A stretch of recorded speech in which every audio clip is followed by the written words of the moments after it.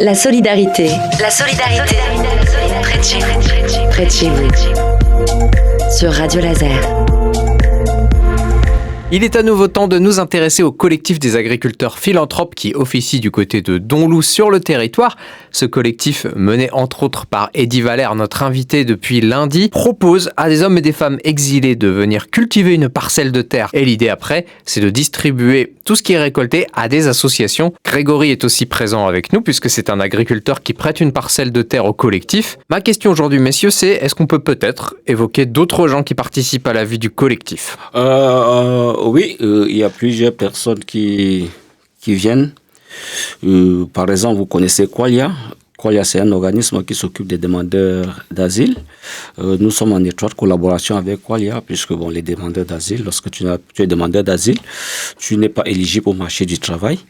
Et là, ils nous ont contactés. Il y a certains qui sont intéressés par le projet. Ils les envoient vers nous. Ils sont des bénévoles.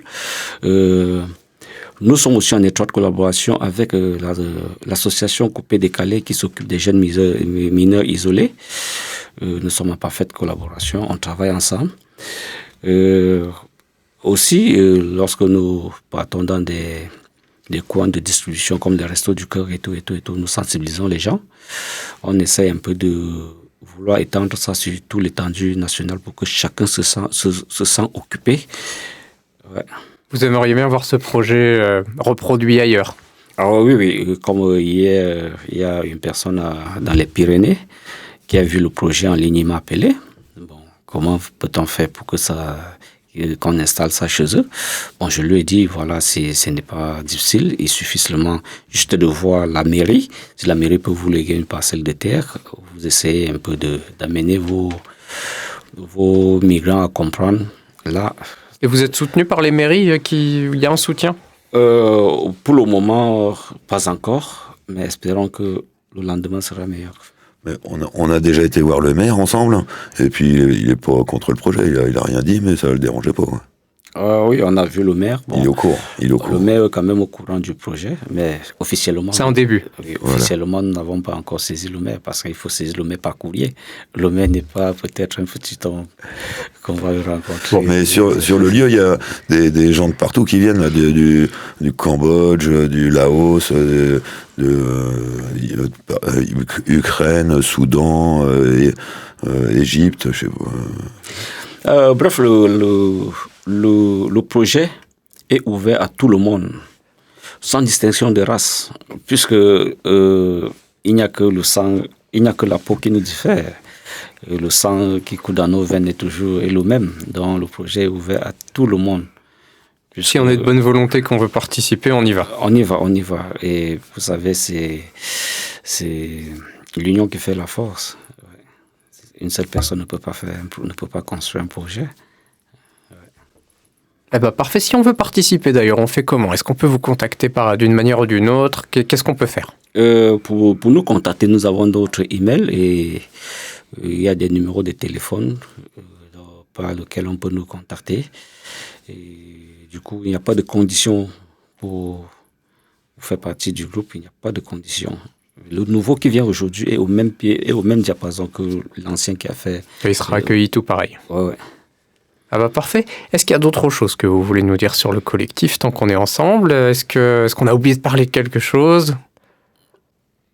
Je pense que nous avons abordé tous les points, mais c'est juste que nous avons besoin du soutien. On va le rappeler, il y a cette cagnotte, c'est important de le rappeler. Oui, nous avons besoin du soutien pour faire vivre le collectif, vous savez.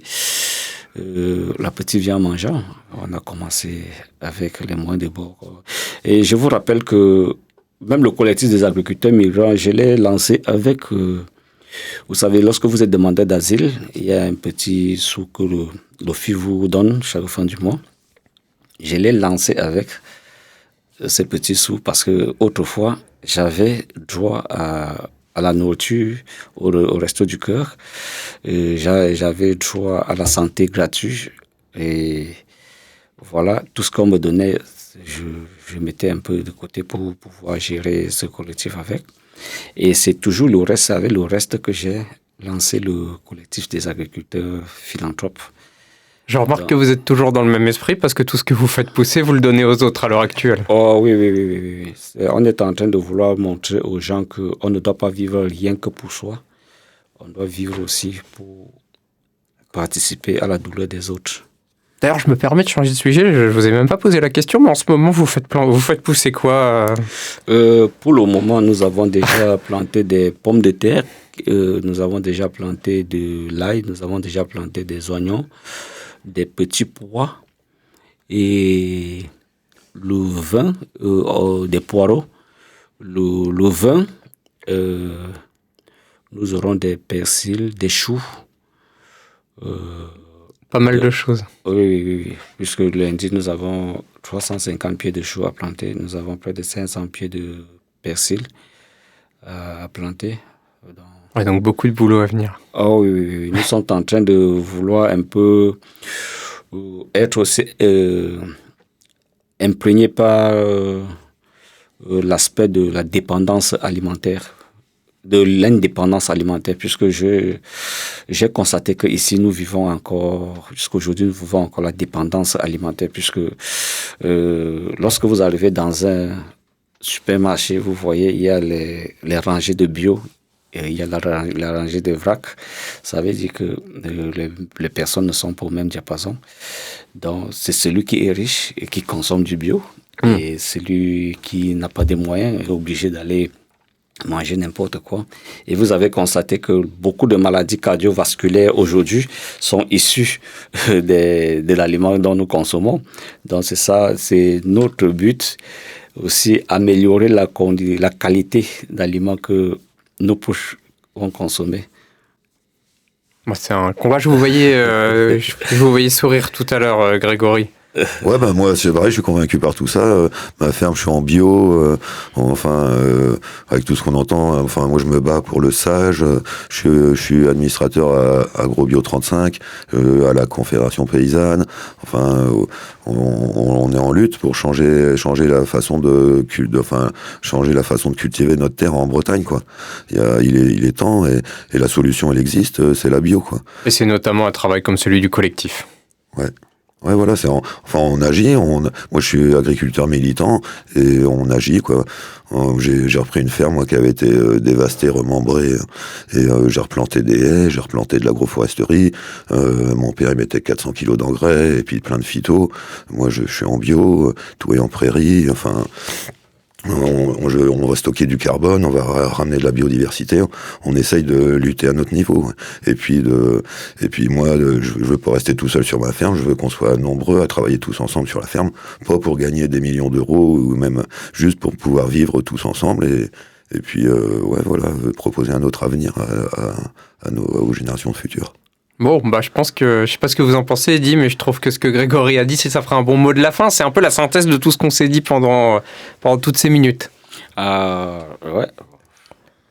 Écoutez, je vais vous remercier. On va refaire un tour de table, évidemment. Je vais rappeler qu'aujourd'hui, j'étais en présence de Eddy Veller, qui est une des personnes qui gère le collectif des agriculteurs philanthropes. Donc, on vous retrouve du côté de Donloup et Château-Giron, c'est ça ? Ouais. Et puis évidemment, si besoin, vous contactez Radio Laser, on se fera un plaisir de vous renvoyer vers Eddy si vous voulez mettre la main à la pâte. Et vous avez entendu que Eddy a besoin de gens qui mettent la main à la pâte et puis aussi de soutien pour que le collectif continue son travail. Et on est également en compagnie de Grégory, qui est donc exploitant agricole du côté de... Oui, à Donloup, ouais. Merci beaucoup. Merci à vous deux en tout cas d'être venus partager tout ça avec nous. Merci, bienvenue à tout le monde.